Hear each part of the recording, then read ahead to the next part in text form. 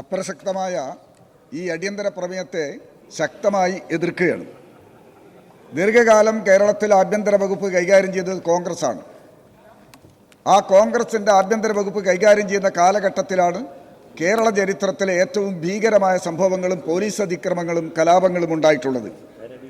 തലശ്ശേരി കലാപം, മാറാട് കലാപം, പൊന്നാട് കലാപം തുടങ്ങി ദീർഘമായ കലാപങ്ങൾ നമുക്ക് കാണാൻ കഴിയും. ഭീകരമായ കുറ്റകൃത്യം ചെയ്ത ഏതെങ്കിലും ഒരു പോലീസുകാർക്കെതിരായി നടപടിയെടുത്ത ചരിത്രം കോൺഗ്രസിനെ സംബന്ധിച്ച് പറയാൻ കഴിയുമോ? കുറ്റം ചെയ്തവരെ മുഴുവനും സംരക്ഷിക്കപ്പെട്ട ചരിത്രമാണ് അവരെ സംബന്ധിച്ചുള്ളത് എന്ന് കാണാൻ കഴിയും. ബ്രിട്ടീഷ് ഭരണകാലത്തിൻ്റെ തുടർച്ചയായിരുന്നു കേരള പോലീസ്. സ്വാതന്ത്ര്യം കിട്ടിയ ശേഷവും കേരളത്തിലെ പോലീസ് അതേ നിലപാടുകൾ തുടർന്ന് മുന്നോട്ട് പോവുകയാണ് ചെയ്തത്. 1948 മഹാനായ മൊയാരത്ത് ശങ്കരനെ, കോൺഗ്രസിൻ്റെ ചരിത്രം മലയാളത്തിൽ ആദ്യമായി രേഖപ്പെടുത്തിയ മൊയാരത്തിനെ കോൺഗ്രസുകാരും പോലീസും ചേർന്നുകൊണ്ട് ഭീകരമായ രൂപത്തിൽ കൊല ചെയ്ത സംഭവം നമ്മുടെ മുമ്പിലുണ്ട്. മൊയാരത്തിനെ എവിടെയോ കണ്ണൂർ സെൻട്രൽ ജയിലിൻ്റെ ഏതോ ഭാഗത്ത് കുഴിച്ചു മൂടുകയാണ് ചെയ്തത് എന്ന് നമുക്ക് കാണാം. ഭക്ഷ്യക്ഷാമം കൊടുമ്പിരിക്കൊള്ളുന്ന ഘട്ടത്തിൽ ഭക്ഷണത്തിന് വേണ്ടി സമരം ചെയ്ത 48 ഏപ്രിൽ 12 ബി പൊക്കനെ വെടിവെച്ചു കൊന്നു. അക്രമികൾക്കെതിരായി എന്തെങ്കിലും നടപടികൾ കോൺഗ്രസ് സ്വീകരിച്ചിട്ടുണ്ടോ എന്നറിയേണ്ടതാണ്. അതേ നയം തന്നെയാണ് 48 ഏപ്രിൽ 30 ഒഞ്ചിയത്തും നടത്തിയത്. പോലീസിന് കൂടെ MSPക്കാരെ കൂടെ കോൺഗ്രസുകാർ, കതറിട്ട കോൺഗ്രസുകാർ പോയി നിരപരാധികളായ ജനങ്ങളെ വീട്ടിൽ നിന്ന് പിടിച്ചു കൊണ്ടുവന്ന് വഴിയരികിൽ വെച്ച് വെടിവെച്ച് കൊന്ന ഏറ്റവും ക്രൂരമായ നടപടിയായിരുന്നു അവർ. പച്ചോലയിൽ കെട്ടിവലിച്ച് പുറങ്കരയിലെ കടപ്പുറത്ത് കുഴിച്ചുമൂടിയ, പട്ടിയെ കുഴിച്ചുമൂടുന്നത് പോലെ കുഴിച്ചുമൂടിയ സംഭവമായിരുന്നു ഉണ്ടായിരുന്നത്. ഇതെല്ലാം ചെയ്തത് കോൺഗ്രസ് ഭരണത്തിലായിരുന്നു എന്ന് നാം കാണേണ്ടതാണ്. നേരത്തെ ഇവിടെ സൂചിപ്പിച്ചതുപോലെ ഈ കാടൻ നിയമം തിരുത്താൻ വേണ്ടിയുള്ള നടപടികളാണ് മഹാനായ EMSന്റെ ഭരണകാലത്ത് ഒരു ജനകീയ പോലീസ് നയം ആവിഷ്കരിച്ചുകൊണ്ട് തീരുമാനിച്ചത്. ലോക്കപ്പ് മർദ്ദനങ്ങൾ പാടില്ല. എന്നാൽ അടിയന്തരാവസ്ഥ വന്നപ്പോൾ ഈ നിലപാടുകൾ മുഴുവനും പുനഃസ്ഥാപിക്കാൻ കോൺഗ്രസ് ശ്രമിക്കുന്ന കാഴ്ചയാണ് നമ്മൾ കണ്ടത്. അടിയന്തരാവസ്ഥ കാലത്ത് എത്ര സംഭവങ്ങൾ, എന്തെല്ലാം സംഭവങ്ങൾ ഇവിടെ ഉണ്ടായി. നാദാപുരത്തെ കക്കുഴിയിൽ കണ്ണനെ കോൺഗ്രസുകാർക്ക് അറിയുമോ? അടിയന്തരാവസ്ഥ കാലത്ത് കക്കുഴിയിൽ കണ്ണനെ പിടിച്ചുകൊണ്ടുപോയി പിന്നെ ശവശരീരം പോലും തിരിച്ചു കിട്ടിയില്ല. എത്ര സംഭവങ്ങൾ. കണ്ണൂരിലെ നമ്മുടെ പ്രിയപ്പെട്ട സഖാവ് N. അബ്ദുല്ല ആ കാലഘട്ടത്തിലെ രക്തസാക്ഷിയാണെന്ന് നമുക്കറിയാം.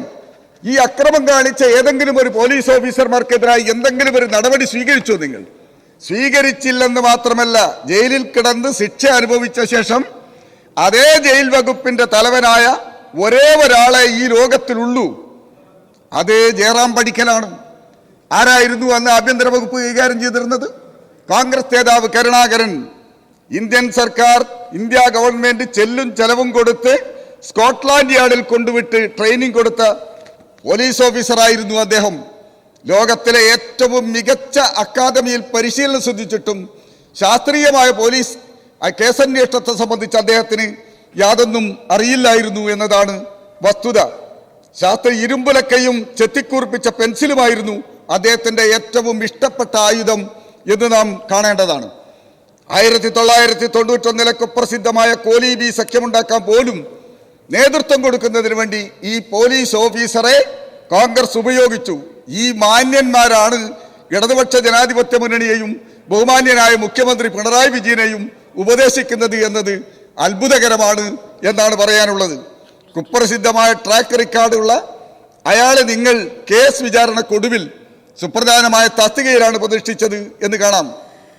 LDFന്റെ ഭരണകാലത്ത് അദ്ദേഹത്തിന് പോലീസ് വകുപ്പിൽ നിന്ന് അകറ്റി നിർത്തിയപ്പോൾ നിങ്ങൾ അയാൾക്ക് DGP കസേരയിൽ ഇരുത്തി അധികാരങ്ങളും സൗകര്യങ്ങളും മുഴുവൻ കൊടുത്ത അനുഭവമാണ് ഈ കേരളത്തിലുള്ളത്. ഇതെല്ലാം ചരിത്രത്തിന്റെ ഭാഗമാണെന്ന് കാണാം. മറ്റൊരു പേര് കൂടി പറയാം. IG ലക്ഷ്മണ.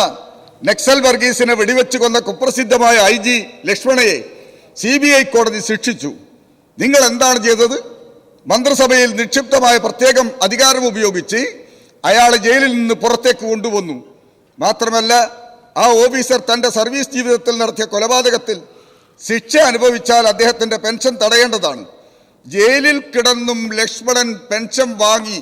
ആരുടെ സഹായത്തോടു കൂടി? കോൺഗ്രസിൻ്റെ സഹായത്തോടു കൂടി, ആ കോൺഗ്രസ് ആഭ്യന്തര വകുപ്പിൻ്റെ സഹായത്തോടു കൂടി. അന്ന് ആരായിരുന്നു പോലീസ് മന്ത്രി? ആദ്യം ബഹുമാന്യനായ ഉമ്മൻചാണ്ടി, പിന്നെ തിരുവഞ്ചൂർ രാധാകൃഷ്ണൻ, അത് കഴിഞ്ഞ് ബഹുമാന്യനായ ചെന്നിത്തല, ആ കാലഘട്ടത്തിലാണ് പെൻഷൻ തടയാനുള്ള ഒരു നടപടികളും സംസ്ഥാന ആഭ്യന്തര വകുപ്പിന്റെ ഭാഗത്ത് ഉണ്ടായില്ല. ഇന്ത്യൻ നിയമവ്യവസ്ഥയിൽ കുറ്റക്കാരെന്ന് കണ്ടെത്തിയ ഒരു കുറ്റവാളിയെ 1 വർഷം കഴിഞ്ഞപ്പോൾ നിയമത്തിന്റെ പഴുതുപയോഗിച്ചുകൊണ്ട് അദ്ദേഹത്തെ ജയിലിൽ നിന്നും തുറന്നു വിടുകയും ചെയ്തത് നിങ്ങളാണ്. പുഴുക്കുത്തുകളെ പറ്റി പറയാൻ നിങ്ങൾക്ക് എന്താണ് അവകാശം? ഇത്തരം പുഴുക്കുത്തുകളെ മുഴുവനും സംരക്ഷിച്ച ചരിത്രമാണ് കോൺഗ്രസിന്റെ ചരിത്രം എന്ന് നമുക്ക് കാണാൻ കഴിയും. എന്നാൽ അവിടെയാണ് നിങ്ങളും ഞങ്ങളും തമ്മിലുള്ള വ്യത്യാസം. ലോക്കപ്പ് കൊലപാതകമുണ്ടായാൽ പോലീസിന് പകരം എക്സ്റ്റേണൽ ഏജൻസി അന്വേഷിക്കണമെന്ന നിലപാട് സ്വീകരിച്ച ഇന്ത്യ രാജ്യത്തെ ഏറ്റവും പ്രമുഖനായ ആദ്യത്തെ മുഖ്യമന്ത്രിയാണ് ബഹുമാനപ്പെട്ട മുഖ്യമന്ത്രി പിണറായി വിജയൻ എന്ന് അഭിമാനപൂർവ്വം പറയാൻ ഞങ്ങൾ ആഗ്രഹിക്കുകയാണ്. ലോക്കപ്പ് കൊലപാതകം നടന്നാൽ അത് പുറത്തുള്ള ഏജൻസികൾ കൊടുക്കുന്ന ഏക സംസ്ഥാനമാണ് എന്ന് നമുക്കിവിടെ കാണാൻ കഴിയും. ഇവിടെ മറ്റൊരു ഏറ്റവും പ്രധാനപ്പെട്ട സംഭവമാണ് വയനാട്ടിലെ ആദിവാസികളുടെ സമരം. ആദിവാസികൾ ഭൂമിക്ക് വേണ്ടി സമരം ചെയ്തപ്പോൾ അന്ന് ആരായിരുന്നു ആഭ്യന്തര വകുപ്പ് മന്ത്രി?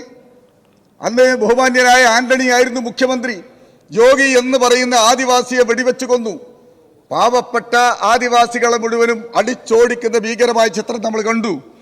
സമീപകാലത്തിറങ്ങിയ ഒരു പടമുണ്ട്, അനുരാജ് മനോഹറിന്റെ നരിവേട്ട എന്ന സിനിമ.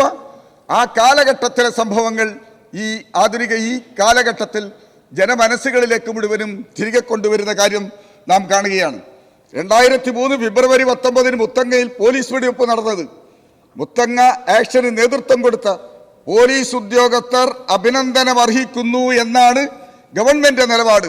അന്നത്തെ വനം വകുപ്പ് മന്ത്രി സുധാകരൻ പത്രസമ്മേളനം നടത്തി പ്രഖ്യാപിച്ച കാര്യം നമ്മുടെ എല്ലാം മുമ്പിലുണ്ട്. ആലപ്പുഴ MLA ആയിരുന്ന വേണുഗോപാൽ അന്ന് ഈ നിയമസഭയിൽ ഉണ്ടായിരുന്നു. ഇതുപോലെ ഇന്ന് ഈ സഭയിലിരിക്കുന്ന പലരും, ബഹുമാന്യനായ പ്രതിപക്ഷ നേതാവും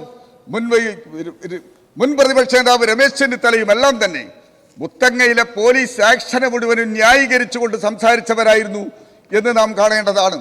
ഇങ്ങനെ കോൺഗ്രസ് നേതാക്കന്മാർ മുഴുവനും പ്രശംസയോടുകൂടി കണ്ട ഏറ്റവും നരനായാട്ട് നടത്തിയ മാന്യന്മാരാണ് ഇപ്പോൾ പറയുന്നത് കേരളത്തിലെ പോലീസ് ഏറ്റവും വലിയ അതിക്രമം കാണിച്ചുകൊണ്ടിരിക്കുന്നു എന്ന് പറയുന്നത്. ഇന്ത്യ രാജ്യത്തെ ഏതൊരു സംസ്ഥാനത്തെയും പോലീസിനും മാതൃകയായിക്കൊണ്ട് ലോകത്തിൻ്റെ തന്നെ ശ്രദ്ധ പിടിച്ചു പറ്റുന്ന രൂപത്തിൽ ജനസേവന രംഗത്തും കേരള പോലീസിന്റെ പ്രവർത്തനം നമ്മൾ കണ്ടു. ഇവിടെ വയനാടിൽ ഇപ്പോൾ ഉരുൾപൊട്ടൽ ദുരന്തമുണ്ടായ ഘട്ടത്തിൽ, ഓക്കിയുണ്ടായ ഘട്ടത്തിൽ, നിപ്പ സമയത്ത് നാട് മുഴുവനും അടച്ചുപൂട്ടിയ ഘട്ടങ്ങളിലെല്ലാം തന്നെ ഏറ്റവും വലിയ സേവകരായി നാട്ടിൽ പ്രവർത്തിച്ചവരാണ് പോലീസുകാർ എന്ന് നമുക്കറിയാം. നാട് മുഴുവനും അടച്ചുപൂട്ടിക്കിടന്നിരുന്ന ഘട്ടത്തിൽ ഭക്ഷണം എത്തിച്ചു കൊടുക്കാനും മരുന്ന് എത്തിച്ചു കൊടുക്കാനും ഇതുപോലുള്ള സേവന പ്രവർത്തനങ്ങൾ മുഴുവനും ഏർപ്പെട്ടത് കേരള പോലീസായിരുന്നു. പോലീസിന് ജനകീയ മുഖം നൽകിയ ബഹുമാന്യനായ മുഖ്യമന്ത്രിയാണ് സഖാവ് പിണറായി വിജയൻ. ഈ പ്രമേയത്തെ ശക്തമായി ഞാൻ എതിർക്കുകയാണ്.